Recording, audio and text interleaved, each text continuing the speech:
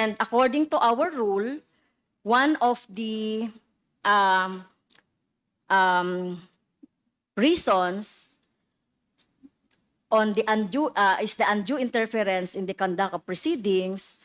So may I move, Mr. Chairs, na nag-violate si Attorney Lopez dito sa ating proceedings or do sa ating trabaho due to this Section 11,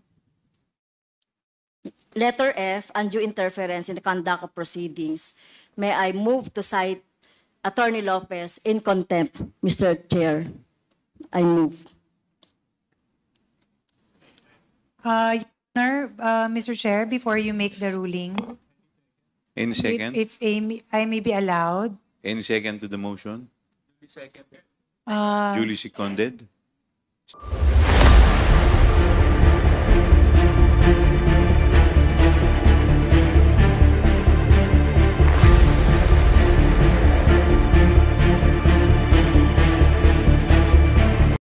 Bumisita si Vice President Sara Duterte sa kanyang Chief of Staff na si Attorney Zuleika Lopez na nakapiit ngayon sa House of Representatives.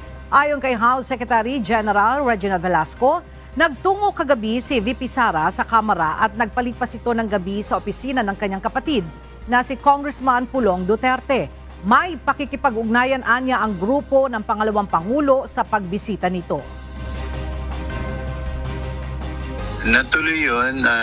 The VP arrived around 7:40 at the premises and we allowed her to visit Attorney Lopez sa visitor center, no?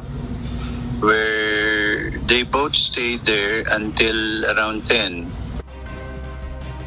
Ipinakulong si Lopez matapos i-cite for contempt ng House Committee on Good Government and Public Accountability dahil sa muna'y pakikialam sa kanilang investigasyon sa confidential funds ng Office of the Vice President. Sa pamamagitan nito ng pagsulat umano sa Commission on Audit at paghiling na huwag sundin ang sabpina ng House panel hinggil sa hinihinging mga dokumento.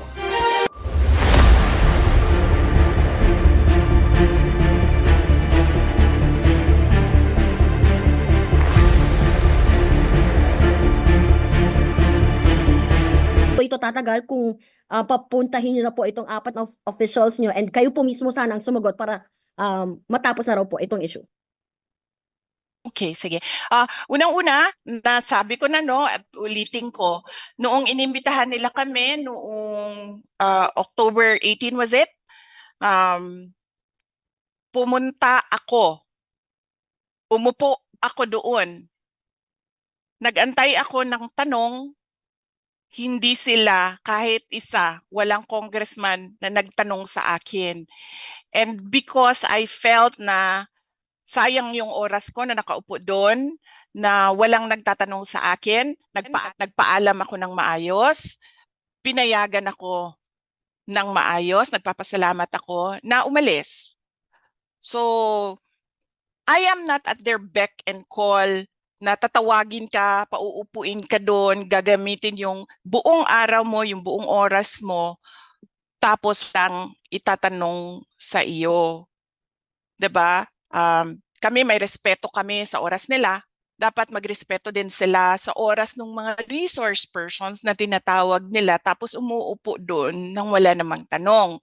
Okay? So, I do not understand saan nagagaling yung sinasabi nila na hindi uma-attend, hindi sumasagot. Umupo ako, walang tanong. At ang next is, ako na daw dapat ang umupo doon at sumagot, sabi ni Martin Romualdez. Unang-una, I did not vote for Martin Romualdez as congressman. Kung taga-Tacloban man ako, hindi din ako boboto sa kanya as congressman. I do not gave him my trust and confidence as congressman. I did not vote for him as Speaker of the House of Representatives. Diba?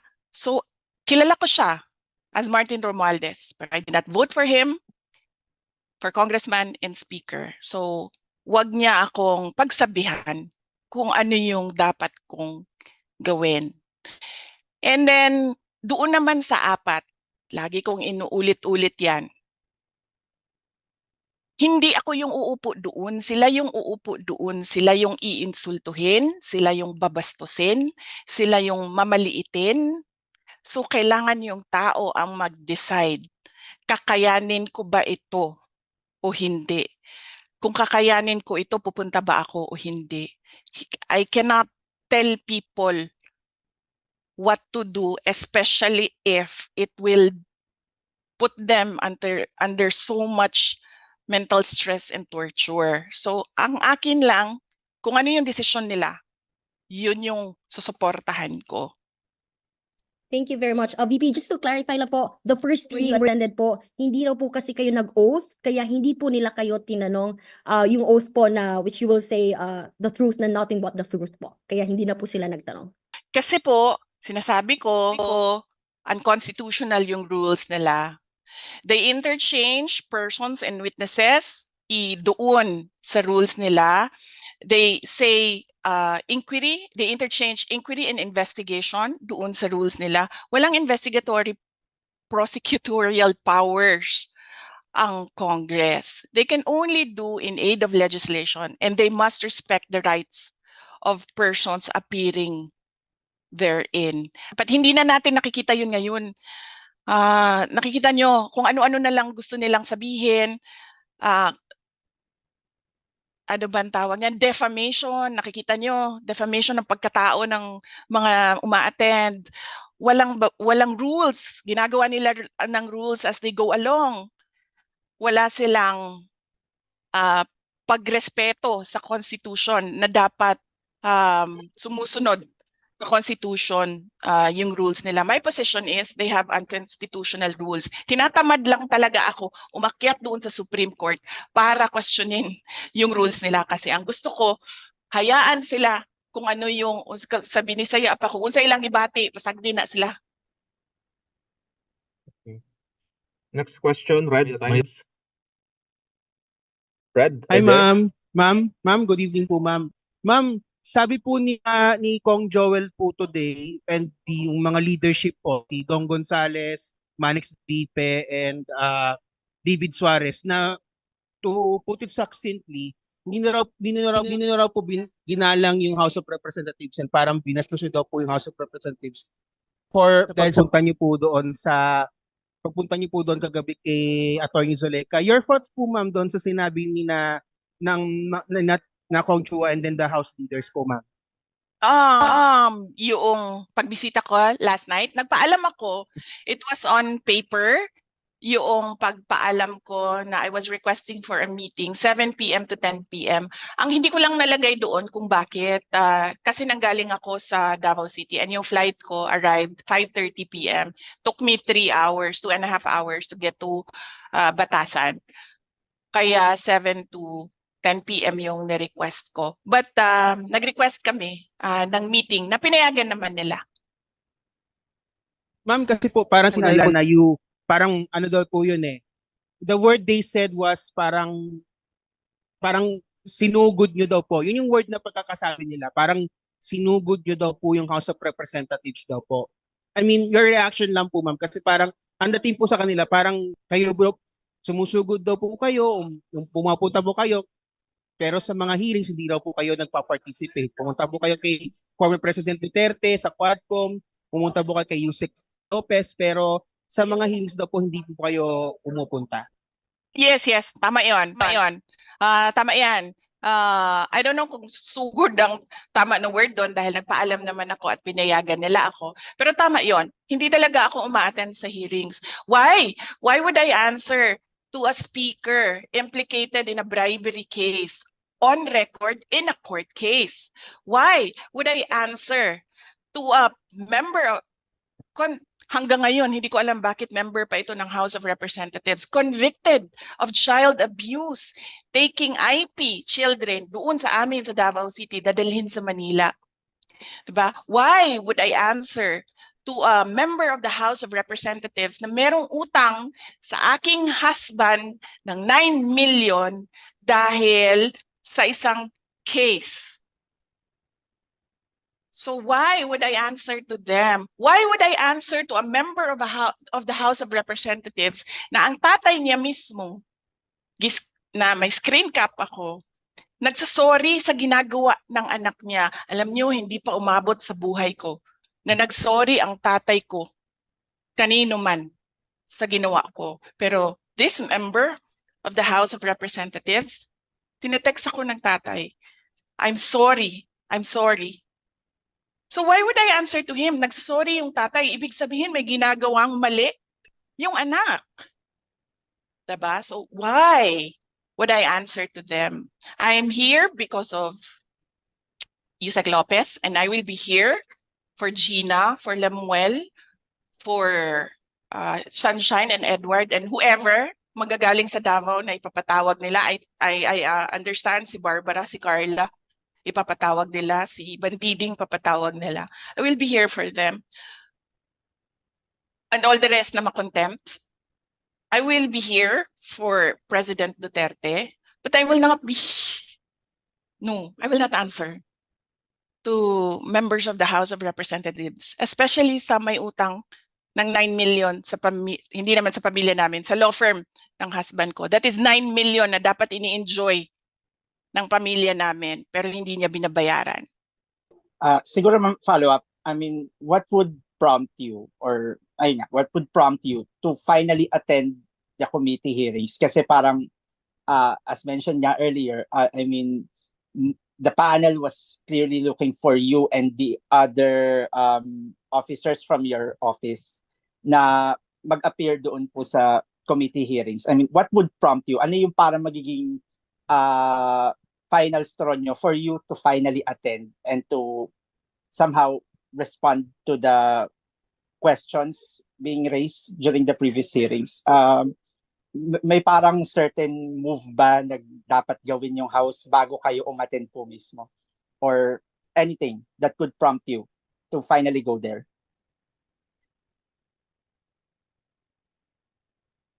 I think the most that they can do is kung ano yung ginagawa nila sa amin ngayon, diba? Dinedetain nila yung mga OVP personnel. So yan na lang, kanina may meeting kami ng House Sergeant of Arms, pinapaalis niya ako dito. And then sinasabihan niya ako, because we have to put extra security because the Vice President is here. And then told them, sir, I am not your security problem. Kasi meron namang akong sariling security. Bayad din naman yan sila ng gobyerno para bantayan ako. So let them be na magbantay sa akin. So you don't need to worry about my security. At sabi ko sa kanya na sabi niya, hindi, kasi baka may mangyari sa'yo dito sa loob. Sabi ko, sir, isa lang naman ang gusto pumatay sa akin, si Martin Romualdez. And I don't think gagawin niya yan dito sa loob ng House of Representatives. Gagawin niya yan doon sa labas. So siguro, harm to the safety and security of OVP personnel. Yan lang ang maisip ko ngayon, top of mind answer. Okay. Siguro ma'am, last follow-up na lang. You said na si Martin Romualdez lang ang may gustong pumatay sa inyo. What made you say that? Oh, because I know him, diba? From the short time na nagkasama kami. I'm a good judge of character. Mabilis ako maka-assess ng isang tao. Okay po. Nagkasama kami sa kampanya. And I'm no psychologist, pero that man has so much baggage and insecurities sa buhay niya. Okay. Yun na ma'am. Thank you. Okay. Okay, thank you, Dempsey. Next question, Kat Domingo, ABS-CBN. Kat, are you there? Good evening, Vice President. Ma'am, during your first few press conferences with us, you mentioned that merong triumvirate or triangle power, something like that. And you mentioned na sa susunod na press conference nyo na babanggitin, particularly some details about the House Speaker and the First Lady. May we finally know ano po to, ma'am? Sit in na lang. Sit in. Well, yes, dinidiscuss namin yan kagabi, no? Diniscuss din namin yan kagabi. And kasi, mame-mention ko yung pangalan ng First Lady doon sa mga sinasabi sa hearing. And alam mo yon, ang gusto lang naman namin kasi lahat sa Office of the Vice President ngayon, magtrabaho. In fact, kung makita nyo doon sa loob, if you're allowed to visit Yusek Lopez, isang buong malaking plastic box ng documents ng trabaho ang ginagawa niya. Ganun din ang gusto ko, that I be allowed to attend my events and go around to talk to the people. Yun lang ang gusto namin. Kaya sinasabi ko, kung pwede sana sagutin ko yung mga tanong doon about sa committee hearings sa ibang araw, because I'm waiting for them to push.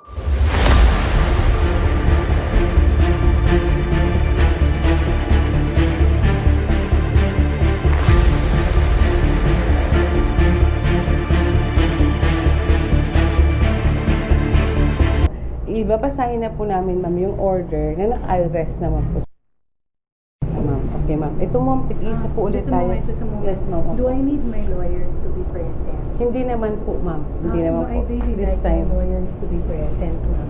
Opo. Ma'am, hindi po muna ngayon. Kasi, ma'am. Are you doon- transferring me now? Yes po, ma'am. No, I really want my lawyers to be present. Attorney, ang order ng committee ng House is Yes. to transfer you immediately. I understand Yes, that, yes. but I really like my lawyers to be present. Can we arrange that while on transit? No, I really like my lawyers to be present. Kasi Ma'am, we can arrange that naman, ma'am, for you. Pero, ma'am, let Can we us... call them now? No, ma'am. Let us implement this first, ma'am. Because No, we are I need my under... lawyers to be present, ma'am. Please. I need my lawyers to be present. Ma'am, not here po. Opo. I am serving my detention in good faith. Opo. Please know that. Opo. From the US, I came back. I sat there and I answered the questions. So, I would like my lawyers to be present. Ma'am, are your lawyers around? We are going to call them. And ma'am, but we are ordered to I want my implement this lawyers to be immediately. present. Ma'am, please. Opo. So, Please I'm going to understand. also... kasi ang ano sa Walang kong problema, Yes, yes. sir. But I need my lawyers to be present. before we can effect this, ma'am. I need my lawyers. No, let them come with me. Or at least masabihan ko sila. Ma'am, safe naman po kayo with us. Opo. It is not that. Wala akong issue about that. Leave the room now. Ma'am, ma'am, may lawyer naman po kami dito. I am not going Okay, anywhere. Just opo. leave the room now. Leave the room now. Ma'am, we'll check muna po sa aming committee. Walang problema. Leave the room now. Yan po. I just want my lawyers to be present. Narinig niyo yan lahat, ha? Opo. I want my lawyers to be present. Please leave the room now. Paki-inform mo na sa... Leave the room now. You can stay there. Walang problema.